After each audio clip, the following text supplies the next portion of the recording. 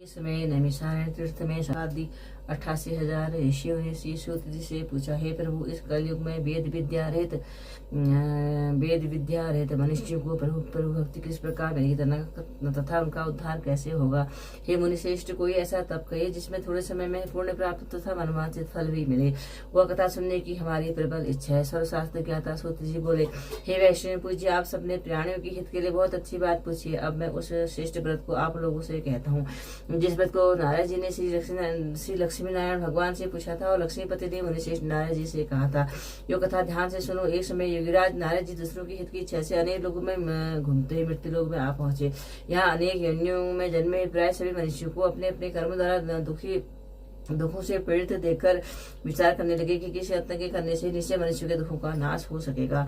ऐसा मन में सोचकर भगवान नारद जी विष्णु लोक में गए। वहां श्वेत वर्ण तथा 4 भुजाओं वाले देवों के ईश नारायण जिनके हाथों में शंख चक्र गदा और पद्म थे, वरमाला पहने हुए थे, देखकर स्तुति करने लगे। हे भगवान, आप अत्यंत शक्ति से संपन्न है। मन तथा वाणी भी आपको नहीं पा सकती है। आपका आदि मध्य अंत है। निर्गुण स्वरूप सृष्टि के कारण भक्तों के दुखों को नष्ट करने वाले हो, आपको मेरा नमस्कार है। नारद जी से इस प्रकार की स्तुति सुनकर विष्णु भगवान बोले, हे मुनिश्रेष्ठ, आपके मन में क्या है और आपका किस काम के लिए आगमन हुआ है, निसंकोच कहो। तब नारद मुनि बोले, मृत्यु लोक में सब मनुष्यों जो अनेक योनियों में पैदा हुए अपने अपने कर्मों से के द्वारा अनेक प्रकार के दुखों से दुखी हो रहे हैं। नाथ, अगर मुझ पर दया रखते हो तो बतलाइए कि उन मनुष्यों का दुख थोड़े ही प्रयत्न से कैसे दूर हो सकते हैं। श्री भगवान जी बोले, हे नारद, मनुष्य की भलाई के लिए तुमने बहुत अच्छी बात पूछी है। जिसमें काम के करने से मनुष्य मोह से छूट जाता है और वह मैं कहता हूँ सुनो। बहुत पुण्य देने वाला स्वर्ग तथा मृत्यु लोग दोनों में दुर्लभ उत्तम व्रत है। आज मैं प्रेमवश होकर तुमसे कहता हूँ। श्री भगवान का यह व्रत अच्छी तरह से विधान पूर्वक संपन्न करके बहुत पुण्य देने वाला स्वर्ग तथा मृत्यु लोग दोनों में दुर्लभ उत्तम व्रत है। आज मैं प्रेमवश होकर तुमसे कहता हूँ। श्री सत्यनारायण भगवान का यह व्रत अच्छी तरह विधान पूर्वक संपन्न करके मनुष्य तुरंत ही यहाँ सुख भोग कर मरने पर मोक्ष को प्राप्त होता है। श्री भगवान जी के वचन सुनकर नारद मुनि बोले, उस व्रत का फल क्या है और क्या विधान है, किसने यह व्रत किया है और किसने यह व्रत करना चाहिए। हे भगवान, मुझसे विस्तार से कहो। भगवान बोले, दुख और सुख आदि को दूर करने वाला यह व्रत सब स्थानों पर विजयी कराने वाला है। भक्ति और श्रद्धा के साथ किसी भी दिन मनुष्य सत्यनारायण भगवान की शाम के समय ब्राह्मणों बांधों के साथ धर्म प्राण को पूजा करे। भक्तिभाव से नैवेद्य केले का फल, घी, दूध और गेहूं का चूर्ण तथा सवाई गेहूं के अभाव में साठी का चूर्ण, शक्कर अथवा गुड़ ले तथा भक्तिभाव से भगवान को अर्पण करें। बंधु बांधवों से ब्राह्मणों को भोजन कराएं और तत्पश्चात स्वयं भोजन करें।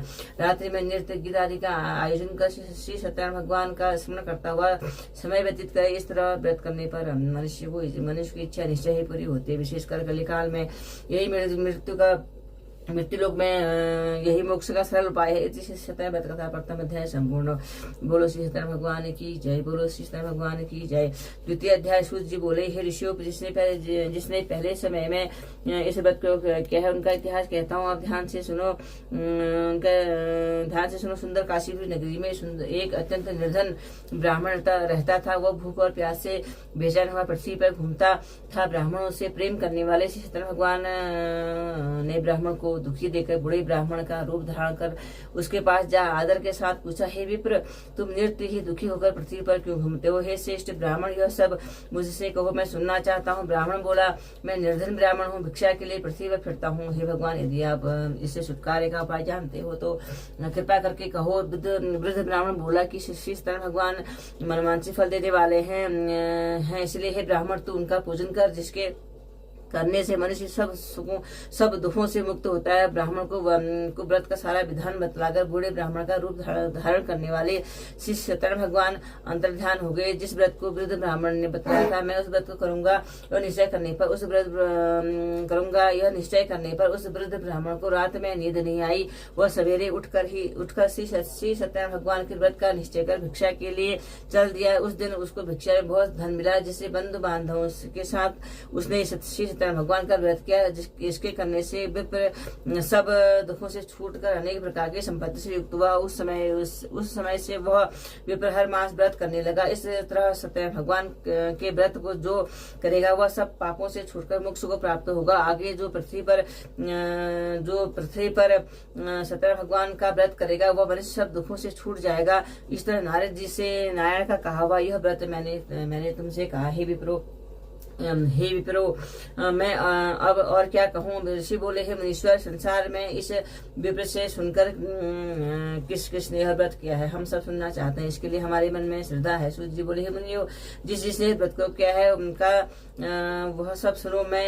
सुनो, एक समय एक बुद्ध ब्राह्मण धन और ऐश्वर्य के अनुसार बुद्ध बंधु बांधवों के साथ व्रत को तैयार हुआ। उसी समय एक लकड़ी बेचने वाला बूढ़ा आदमी आया और बाहर लकड़ी को रखकर विप्र के मकान में मैं गया। प्यास से दुखी लकड़हारा उनको व्रत करते देखकर विप्र को नमस्कार करके कहने लगा कि आप ये किसका पूजन कर रहे हैं और इस व्रत के करने से क्या फल मिलता है, कृपा करके मुझसे कहो। ब्राह्मण ने कहा, सब मनोकामनाओं को पूर्ण करने वाला यह श्री सत्यनारायण भगवान का व्रत है। इनकी भी कृपा से मेरे यहाँ धन धान्य आदि की वृद्धि हुई है। विप्र से इस व्रत के बारे में जानकर लकड़हारा बहुत प्रसन्न हुआ। भगवान का चरणामृत ले और भोजन करने के बाद अपने घर को गया। लकड़हारे ने अपने घर मन में इस प्रकार का संकल्प किया कि आज ग्राम में लकड़ी बेचने से जो धन मिलेगा उसी से श्री सत्यनारायण भगवान सत्यनारायण देव का उत्तम व्रत करूंगा। यह मन में विचार कर वह बूढ़ा आदमी लकड़ियां अपने सिर पर रखकर जिस नगर में धनवान लोग रहते थे ऐसे सुंदर नगरी में गया। उस रोज वहां उसे पहले वहां पर उसे उन लकड़ियों के दाम पहले दिनों से चौगुना मिला। तब वह बुढ़ा लकड़हारा दाम ले अति प्रसन्न होकर पके केले की फली, शक्कर, घी, दुग्ध, दही और गेहूं का चूर्ण इत्यादि ले सत्यनारायण भगवान के व्रत की कुल सामग्री को लेकर अपने घर गया। फिर उसने अपने भाइयों को बुलाकर विधि के साथ भगवान जी का पूजन किया और व्रत किया।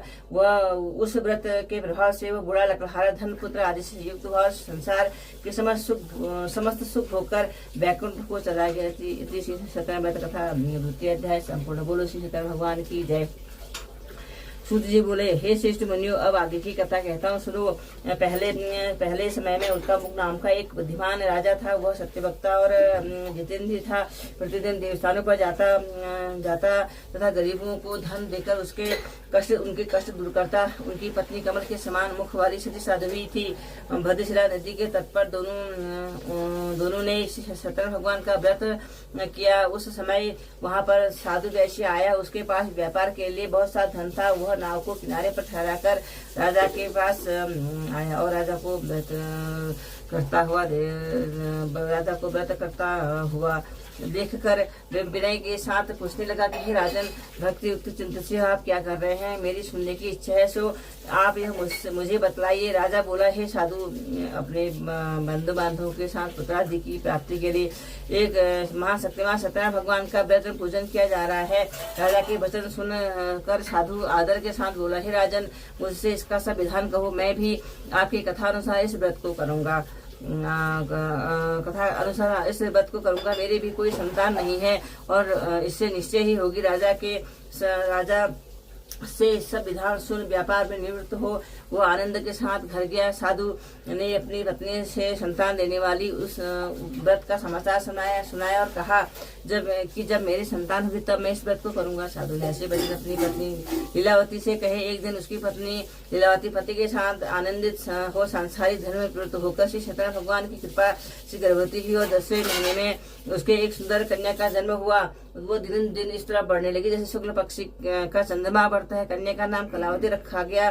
तब लीलावती ने मीठे शब्दों में अपनी पति से कहा कि जो आपने संकल्प किया है कि मैं भगवान का व्रत करूंगा, अब आप उसे करिए। साधु बोला, हे प्रिय, कन्या के विवाह पर व्रत करूंगा। इस प्रकार अपनी पत्नी को आश्वासन दे वह नगर को गया।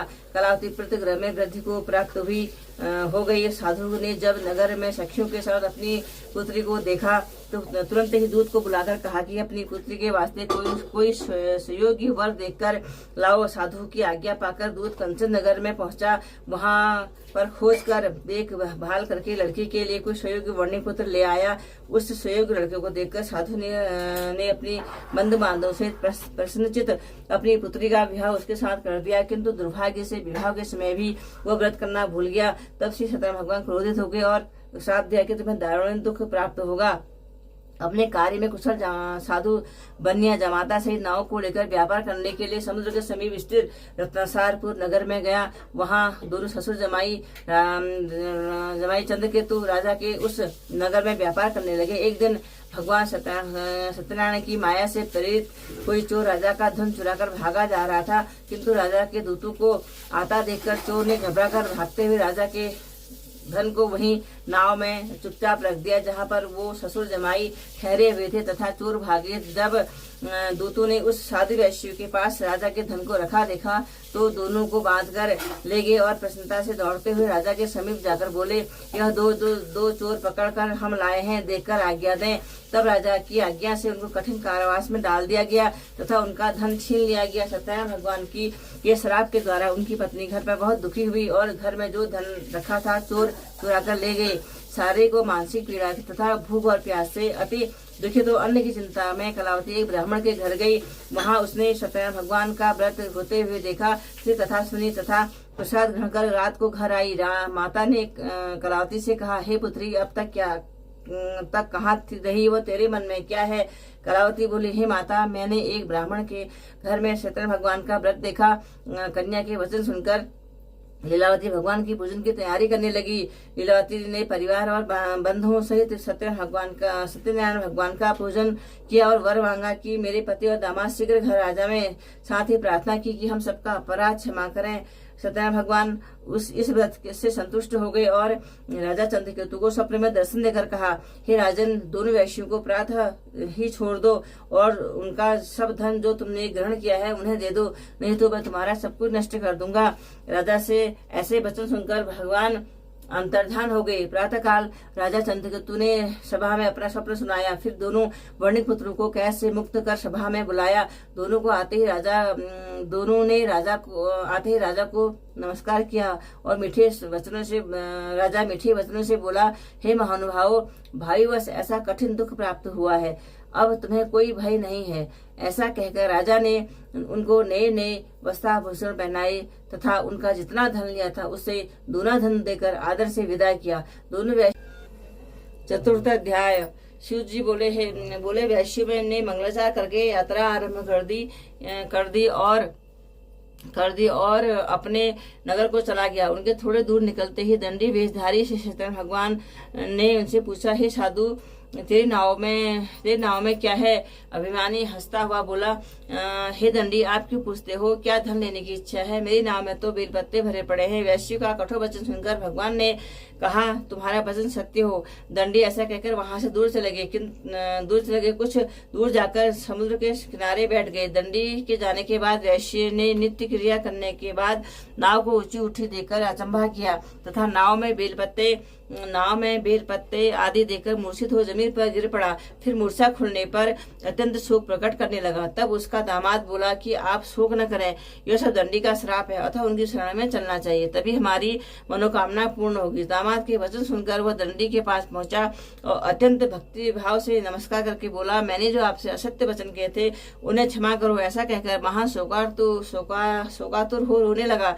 तब दंडी भगवान बोले, हे वर्णिपुत्र, मेरी आज्ञा से तुम्हें दुख प्राप्त हुआ है, तू मेरी पूजा से विमुख हुआ है। साधु बोला, हे भगवान, आपकी माया से ब्रह्मा आदि भी आपके रूप को नहीं जानते, तब मैं अज्ञानी कैसे जान सकता हूँ? आप प्रसन्न हुए, मैं सामर्थ्य के अनुसार आपकी पूजा करूंगा, मेरी भी रक्षा करो और पहले के समान नौका में धन भर दो। उसके भक्ति युक्त वचन सुनकर प्रसन्न हो उसकी इच्छा अनुसार वर देकर अत्यंत अंतर्ध्यान हो गए। तब उन्होंने नाव पर आकर देखा कि नाव धन से परिपूर्ण है। फिर वह भगवान सत्यनारायण का भोजन कर साथियों सहित अपने नगर को चला। जब अपने नगर के निकट पहुंचा तब दूत को घर भेजा। दूत ने साधु के घर जाकर उसकी स्त्री से नमस्कार करके कहा कि साधु अपनी दामाद सहित इस नगर के समीप आ गए हैं। लीलावती और कलावती उस समय भगवान का पूजन कर रही थी। ऐसे वचन सुन साधु की स्त्री बड़े हर्ष के साथ सत्यदेव का पूजन कर पुत्री से कहा कि मैं अपने पति के दर्शन को जाती हूँ, तू कार्य पूर्ण कर शीघ्र ही आ जाना। परंतु कलावती प्रत्येक प्रसाद छोड़कर पति के पास चली गई। प्रसाद की अवज्ञा के कारण सत्यदेव रुष्ट हो गई। उसके पति को नाव से पानी में डुबो दिया। कलावती अपने पति को न देखकर रोती हुई जमीन पर गिर पड़ी। इस तरह नौका को डूबा हुआ तथा कन्या को रोता देखकर साधु दुखित हो बोला, हे प्रभु, मुझसे या मेरे परिवार से कोई भूल हुई हो उसे क्षमा करो। उसके दीन वचन सुनकर सत्यदेव प्रश्न हो गए और आकाशवाणी हुई, हे साधु, तेरी कन्या मेरे प्रसाद को छोड़कर आई है। इसीलिए इसका पति अदृश्य हुआ है। यदि वह घर जाकर प्रसाद खाकर लौटे तो उसे पति अवश्य मिलेगा। ऐसी आकाशवाणी सुनकर कलावती ने घर पहुंचकर प्रसाद खाया, फिर आकर पति के दर्शन किए। तत्पश्चात साधु ने बंद बांधव सहित सत्यदेव का विधिपूर्वक पूजन किया। इस लोक में सुख भोगकर अंत में सर्वलोक को गया। इति सत्यनारायण व्रत कथा चतुर्थ अध्याय संपूर्ण। बोलो श्री सत्यनारायण भगवान की जय। पंचम अध्याय। सूत जी बोले, हे ऋषियों, मैं और भी कथा कहता हूँ, सुनो। प्रजा पालन में लीन तुंगध्वज नाम का एक राजा था। उसने भी भगवान का प्रसाद त्याग कर बहुत दुख पाया। एक समय वन में जाकर वन्य पशु को मारकर वड़ के वृक्ष के नीचे आया। वहां उसने ग्वालों को भक्ति भाव से बांधवों सहित सत्यनारायण का पूजन करते देखा, और राजा देखकर भी अभिमानवश वहां नहीं गया और नहीं नमस्कार किया। जब ग्वालों ने भगवान का प्रसाद उसके सामने रखा तो प्रसाद त्याग कर अपनी नगरी को चला गया। वहां उसने अपना सब कुछ नष्ट पाया, तो वहां वो जान गया कि यह सब भगवान नहीं किया है। तब विश्वास कर ग्वालों के समीप गया और विधि पूर्वक पूजन कर प्रसाद खाया तो सत्यनारायण देव की कृपा से सब कुछ पहले जैसा हो गया। फिर दीर्घकाल तक सुख भोगकर मरने पर स्वर्गलोक को गया। जो मनुष्य इस परम दुर्लभ व्रत को करेगा, भगवान की कृपा से उसे धन धान्य की प्राप्ति होगी। निर्धन धनी बंदी बंधन से मुक्त होकर निर्भय हो जाता है। संतानहीनों को संतान प्राप्त होती है तथा सब मनोरथ पूर्ण होकर अंत में वैकुंठ धाम को जाता है। जिन्होंने पहले इस व्रत को किया है, अब उनके दूसरे जन्म की कथा कहता हूँ। बुद्ध सदानंद ब्राह्मण ने सुदामा का जन्म लेकर मोक्ष को पाया। उल्कामुख नाम का राजा दशरथ होकर वैकुंठ को प्राप्त हुआ। साधु नाम के वैश्य ने मोरध्वज बनकर अपने पुत्र को आर्य से चिरकर मोक्ष को प्राप्त किया। महाराज तुंगध्वज ने स्वयंभू मनु हुए भगवान में भक्ति हो कर्म कर मोक्ष को प्राप्त किया। इति श्री सत्यनारायण व्रत कथा संपूर्ण। पंचम अध्याय संपूर्ण। बोलो श्री सत्यनारायण भगवान की जय। बोलो श्री सत्यनारायण भगवान की जय। बोलो श्री सत्यनारायण भगवान की